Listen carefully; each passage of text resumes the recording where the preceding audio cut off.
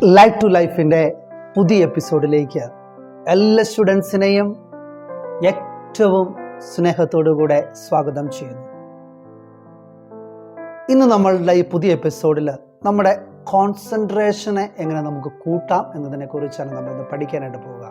നമുക്കറിയാം, ഇന്ന് കുട്ടികൾ ഏറ്റവും കൂടുതൽ ഫേസ് ചെയ്യുന്ന ഒരു കാര്യമാണ് ശരിയായ രീതിയിൽ ഫോക്കസ് ചെയ്യാനായിട്ട് പറ്റുന്നില്ല. അതുകൊണ്ട് കോൺസെൻട്രേഷൻ കുറയുന്നു. അതിൻ്റെ ഭാഗമായിട്ട് അവരുടെ സ്റ്റഡി ടാർഗറ്റ് കംപ്ലീറ്റ് ചെയ്യാൻ പറ്റാതെ വരുമ്പോൾ അവർ ഡീമോട്ടിവേറ്റ് ആകുന്നു. അങ്ങനെ ഒത്തിരി കാര്യങ്ങളുണ്ട് കോൺസെൻട്രേഷൻ്റെ ഫലമായിട്ടുണ്ടാകുന്ന പ്രശ്നങ്ങൾ. അതിനെക്കുറിച്ചാണ് നമ്മളിന്ന് പഠിക്കുക. അപ്പോൾ നമ്മുടെ ഒരു കോൺസെൻട്രേഷനെ കൂട്ടാനായിട്ട് ഒന്നാമതായിട്ട് നമ്മൾ ചെയ്യേണ്ട ഒരു കാര്യം, നമ്മൾ പഠിക്കുന്ന ഒരു സ്ഥലമുണ്ട്, ഒരു study table. Maintain A neat and clean study table. നല്ല മനോഹരമായ നീറ്റ് ആൻഡ് ക്ലീൻ ആയിട്ടുള്ളൊരു സ്റ്റഡി ടേബിളിൽ ഇരുന്ന് പഠിക്കാനായിട്ട് നമ്മൾ പ്രത്യേകമായിട്ട് ശ്രദ്ധിക്കുക. സാധിക്കുമെങ്കിൽ, പോസിബിലിറ്റി ഉണ്ടെങ്കിൽ കിടക്കുന്ന മുറിയിൽ ഇരുന്ന് പഠിക്കാതിരിക്കുക. കിടക്കുന്ന മുറി നമ്മൾ ഉറങ്ങാൻ കയറുന്നത് കൊണ്ട് ഓൾറെഡി ആ ഒരു എനർജി അതിൻ്റെ അകത്ത് ഉള്ളിൽ കാണും. നമ്മളവിടെ കയറുമ്പോൾ നമുക്ക് ചിലപ്പോൾ ഉറക്കം വന്നെന്ന് വരാം. അതുകൊണ്ട് നമ്മൾ അതിനോട് പറ്റിയൊരു സ്റ്റഡി ടേബിൾ ഏറ്റവും നീറ്റ് ആൻഡ് ക്ലീൻ ആയിട്ടുള്ള ഒരു സ്റ്റഡി ടേബിൾ ക്ലിയർ ചെയ്യാനായിട്ട് പരിശ്രമിക്കുക. അതാണ് ഒന്നാമത്തെ കാര്യം. രണ്ടാമത്തെ കാര്യം എന്ത് ചെയ്യണം, നമ്മൾ ചിലപ്പോൾ ഒരു വ്യക്തിക്ക് ഇപ്പോൾ ഡോക്ടർ ആണെന്ന് ആഗ്രഹം കാണും, അല്ലെങ്കിൽ എഞ്ചിനീയർ ആണെന്നാണ്, പൈലറ്റ് ആണെന്ന് ആഗ്രഹം കാണും. നമ്മളെക്കുറിച്ചുള്ള നമ്മുടെ സ്വപ്നങ്ങളും നമ്മുടെ ആഗ്രഹങ്ങളും നല്ല ബ്യൂട്ടിഫുൾ ആയിട്ടുള്ള കൊട്ടേഷൻസൊക്കെ നമ്മൾ ഈ പഠിക്കുന്ന ഈ ടേബിളിൽ എഴുതി വെച്ച് കഴിഞ്ഞാൽ നമ്മളത് കാണുമ്പോൾ തന്നെ ഒരു പോസിറ്റീവ് വൈബ് നമ്മളിലേക്കുണ്ടാകും.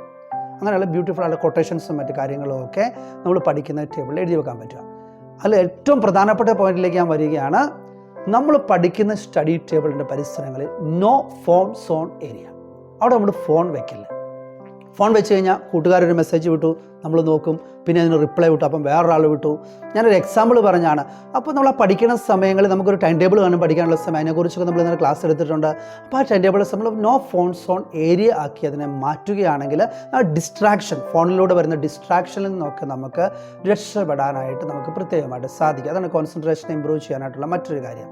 അതോടൊപ്പം തന്നെ നമുക്കറിയാം, ഏറ്റവും പ്രധാനപ്പെട്ട ഒരു കാര്യം എന്ന് പറഞ്ഞാൽ, നമുക്കറിയാം ചില കുട്ടികൾക്ക് ഒട്ടും ഫോക്കസ് ചെയ്യാൻ പറ്റാത്തവരുണ്ട്. അവരെന്ത് ചെയ്യണം, ഒരു ടാർഗറ്റ് വെക്കണം. ഞാനൊരു 30 മിനിറ്റ് കൊണ്ട് ഞാൻ ഒരു 4 പേജ് വായിക്കും. ഞാനൊരു ഉദാഹരണം പറയുന്നതേ ഉള്ളൂ. ചിലപ്പോൾ നമ്മൾ 30 മിനിറ്റ് കൊണ്ട് 4 പേജ് ചിലപ്പം വായിച്ച് ഏകദേശം നമ്മൾ മനസ്സിലാക്കി കണ്ടു കഴിഞ്ഞാൽ നമുക്ക് എന്ത് ചെയ്യണം, നമ്മുടെ മൈൻഡിൽ നമ്മളെ തന്നെ നമ്മളൊന്ന് അപ്രീഷിയേറ്റ് ചെയ്യണം. Okay Jinto, well done, you have completed. നിങ്ങൾ 4 പേജ് 30 മിനിറ്റ് നമ്മളെ തന്നെ നമ്മളൊന്ന് പ്രോത്സാഹിപ്പിക്കാനായിട്ട് പറ്റണം. അതിനെക്കുറിച്ച് അറിയണമെന്നുണ്ടെങ്കിൽ എന്തിനാണ് നമ്മൾ മൈൻഡ് റിവാർഡ് ചെയ്യുന്നത്, നമ്മൾ ക്ലാസിക്കൽ ഐവാൻ പൗലോയുടെ ക്ലാസിക്കൽ കണ്ടീഷണൽ തിയറി നിങ്ങൾക്ക് എല്ലാവർക്കും അറിയാവുന്നതാണ്. നമ്മൾ സാധാരണ പഠിച്ചു. ഐവാൻ പൗലോ എന്താ ചെയ്തത്, ഐവാൻ പൗലോ ഒരു പട്ടിക്കുട്ടീനെ വാങ്ങി, ഒരു നായ്ക്കുട്ടീനെ വാങ്ങി. അതിനുശേഷം ഈ നായ്ക്കുട്ടീനെ അദ്ദേഹം ഒരു കൂടിൻ്റെ ഉള്ളിൽ ബെല്ലടിച്ചു. അതിനുശേഷം ഭക്ഷണം കൊടുക്കാനായിട്ട് തുടങ്ങി. അങ്ങനെ ഇദ്ദേഹം ഭക്ഷണമെല്ലാം കൊടുത്ത് ഇങ്ങനെ കുറച്ച് ദിവസങ്ങൾക്ക് ശേഷം എന്ത് ചെയ്ത്, ബെല്ലടിച്ചു. പക്ഷെ ഭക്ഷണം കൊടുത്തു. അപ്പോൾ ഈ നായ്ക്കുട്ടിയുടെ വായിൽ സലൈവ, ഉമിനീര് വന്നെന്നാണ് പറയുന്നത്. അപ്പോൾ അദ്ദേഹം എന്താ ചെയ്തതെന്ന് ചോദിച്ചു കഴിഞ്ഞാൽ, അദ്ദേഹം ന്യൂട്രൽ സ്റ്റിമുലസ് ആയ ബെല്ലിനെ ബയോളജിക്കൽ സ്റ്റിമുലസ് ആയ ഈ സലൈവേഷനും കൊണ്ട് അദ്ദേഹം കണ്ടീഷൻ ചെയ്തു. അതുപോലെയാണ് നമ്മൾ നമ്മുടെ മൈൻഡിനെ റിവാർഡ് ചെയ്ത് കഴിഞ്ഞ് കഴിയുമ്പോൾ നമ്മുടെ മൈൻഡിനെ നമുക്ക് കണ്ടീഷൻ ചെയ്തെടുക്കാനായിട്ട് പറ്റും. നമ്മുടെ ഫോക്കസും കോൺസെൻട്രേഷനും ഒക്കെ കൂടാനായിട്ട് നമുക്ക് പ്രത്യേകമായിട്ട് പറ്റും. അതുകൊണ്ട് സ്നേഹമുള്ള കൂട്ടുകാരെ, ഈ പോയിന്റുകളൊക്കെ അപ്ലൈ ചെയ്ത് നിങ്ങളുടെ കോൺസെൻട്രേഷനൊക്കെ ഏറ്റവും മനോഹരമായി തീർന്ന് എന്നും ജീവിതത്തിൽ വിജയിക്കുന്ന സ്വപ്നങ്ങളും ആഗ്രഹങ്ങളുമുള്ള നല്ല മക്കളായിട്ട് തീരട്ടെ എന്ന് പ്രത്യേകമായിട്ട് പ്രാർത്ഥിക്കുന്നു. പുതിയ എപ്പിസോഡിൽ പുതിയ ടോപ്പിക്കുമായിട്ട് നമുക്ക് കാണാം.